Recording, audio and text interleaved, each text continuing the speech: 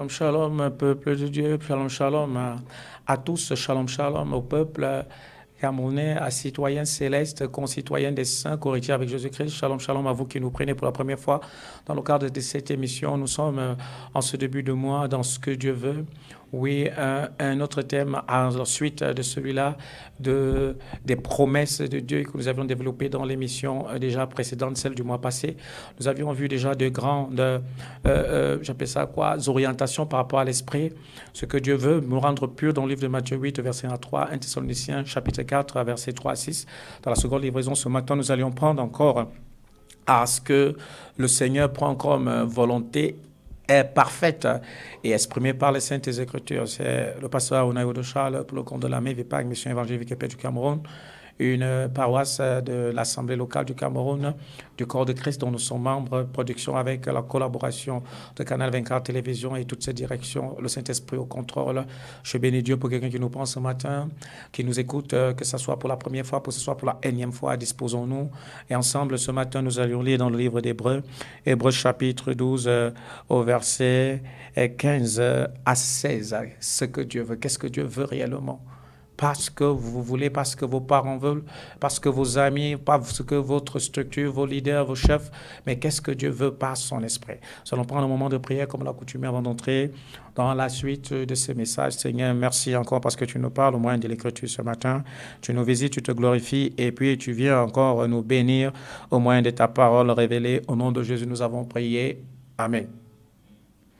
Hébreux chapitre 12, au verset 15, dans la version Louis II. Qu'est-ce qui est écrit? Il est écrit « Veillez à ce que nul ne se prive de la grâce de Dieu, à ce qu'aucune racine d'amertume poussant des rejetons ne produise du trouble et que plusieurs n'en soient infectés, à ce qu'il n'y ait ni impudique ni profane comme Esau, qui pour un mets vendit son droit d'aînesse. » Au verset 17, vous savez que plus tard, voulant obtenir la bénédiction, il fut rejeté, quoiqu'il la sollicita avec larmes, car son repentir ne put avoir aucun effet. Oui, veillons à ce que nul ne se prive de la grâce de Dieu. La grâce de Dieu, source de salut pour tous les hommes, elle a été manifestée, nous dit le livre de Tite, chapitre 2, verset 11. Au verset 12, il dit, elle nous enseigne à renoncer à l'impiété et à vivre dans la justice dans le siècle présent selon la sagesse de Dieu. Et bien aimé, tant que nous n'avions pas été enseignés par la grâce, oui, cette faveur imméritée, oui, qui s'obtient par la foi, parce que c'est par grâce que nous sommes sauvés, mais au moyen de la foi.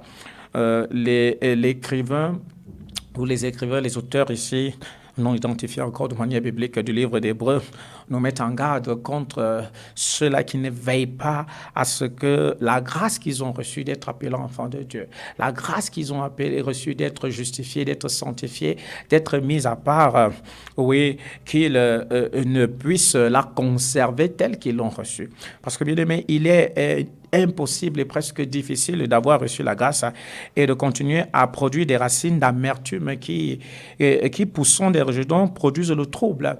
Il y a des personnes qui troublent encore l'évangile aujourd'hui par leur manière de vivre dans des communautés. Il y a des personnes qui sont un trouble aujourd'hui pour l'évangile dans leur manière de vivre dans leur milieu de travail, dans leur quartier, dans leur famille, dans leur conjoint, dans leur activité. Et il y a des personnes encore aujourd'hui qui, à cause de plusieurs, j'appelle ça quoi, mauvaises, j'appelle ça attitude, remettre même en question l'œuvre de Jésus-Christ dans leur vie. Parce qu'on ne saurait être comme un Esau, un profane.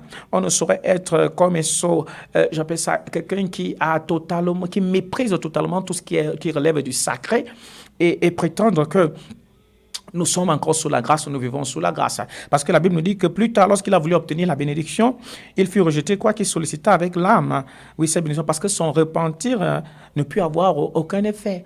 Il y a encore des Esaux aujourd'hui dans cette alliance, des fils premiers-nés, des personnes à qui le Seigneur a manifesté sa bonté, mais tout simplement à cause d'un temps d'épreuve, tout simplement parce qu'elles ont déterminé déjà les conditions et le moment dans lequel elles doivent être visitées et bénies. Elles ont profané la grâce de Dieu dans leur vie. Elles ont méprisé l'œuvre de Dieu dans leur vie. Elles vous disent, oh, ces églises-là, ces choses-là, cet évangile-là, ce Jésus-Christ-là, n'est-il pas importé?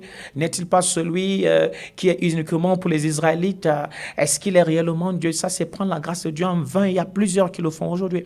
Il y a plusieurs qui mènent une vie et ils sont ennemis de la croix. Combien de fois nous ne cessons de dire que oui, réellement, qu'on marche par l'esprit et non selon la chair pour ne pas accomplir les idées de la chair.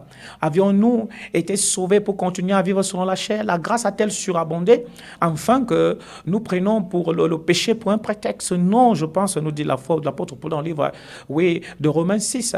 Oui, est-ce que la grâce est une excuse pour vivre dans le péché? Est-ce que la grâce est une excuse pour vivre dans l'injustice? Est-ce que la grâce est une excuse pour vivre dans toutes sortes de méchanceté, de haine, de manque de pardon? Est-ce que la grâce est une excuse pour vivre dans la désobéissance de la parole? Non. Mais je crois qu'ici, là, c'est ceux-là qui ne prennent point garde de veiller sur eux, de veiller sur leur dépôt, de veiller sur leur appel, de veiller sur les œuvres, les bonnes œuvres pour lesquelles elles ont été créées déjà en Jésus-Christ, de veiller sur leurs obligations, de veiller en prière, de veiller en méditation, de veiller par le jeûne et par toutes sortes de bonnes œuvres. Bien aimé, l'heure est grave. Parce que nous attendons des temps où la Bible nous dit que dans les temps, en ces temps, c'est dans le livre de Matthieu 24, à partir du verset 12, il y a tellement de séducteurs, tellement de vains discoureurs, tellement de faux prophètes qu'à cause de toutes ces choses, l'amour de plusieurs se refroidira. Et plusieurs même vont tomber dans la profanation parce qu'ils diront ces choses-là, elles ne marchent pas. Ces choses-là, elles ne me concernent plus. Ces choses-là, elles ne m'intéressent plus. Mais que ça ne soit pas votre partage. Veillez bien aimés, afin de ne pas prendre la grâce de Dieu en vain. Celui-là qui a longtemps écouté tes prières, aujourd'hui parce que tu as été nommé, aujourd'hui parce que tu as été promu, aujourd'hui parce que tu es marié, aujourd'hui parce que tu as fait un enfant, aujourd'hui parce que tu en as eu un emploi stable, aujourd'hui parce que tu es en bonne santé, tu méprises la présence de ce Dieu-là. Lorsque les évangélistes se tiennent à ta porte, c'est avec fougue, c'est avec orgueil et mépris que tu les reçois. Lorsqu'une émission comme celle-ci passe, tu ne prends pas un temps d'attention pour suivre ce que l'Esprit dit par la parole. Lorsque tu es interpellé, même à poser, j'appelle ça quoi, un acte de foi dans la liberté, la bienfaisance, tu qualifies les serviteurs de Dieu d'escrocs et puis de tout ce qu'ils veulent vivre au dépend. Mais tu oublies tout ce que le Seigneur a fait pour toi. Tu oublies le salut que tu as reçu gratuitement. Tu oublies que ce n'est pas au prix de l'argent et des choses précieuses que tu avais et tu as été racheté, mais au prix de son précieux sang. Et tu vis encore comme un profane. Que cela ne soit pas ton partage. Et que si c'était le cas, reviens à Jésus-Christ ce matin. Reviens à celui-là qui t'a appelé. Reviens à ton premier amour. Pour combien de temps as-tu fait sans parler de Christ, sans parler de l'amour de Christ? Combien de fois n'es-tu pas allé vers ceux-là qui avaient besoin de toi?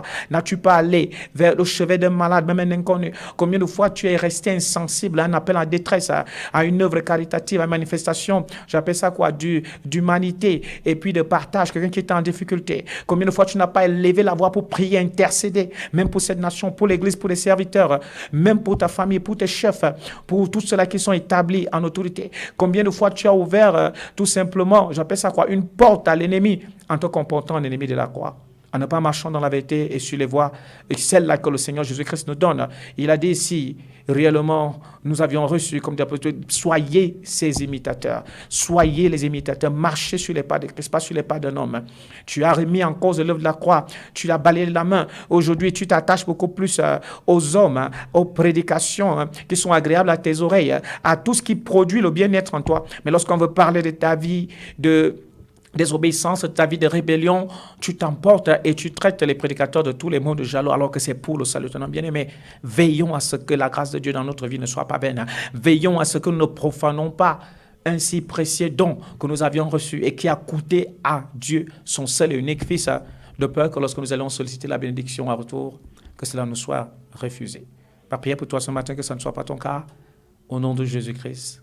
Shalom, shalom.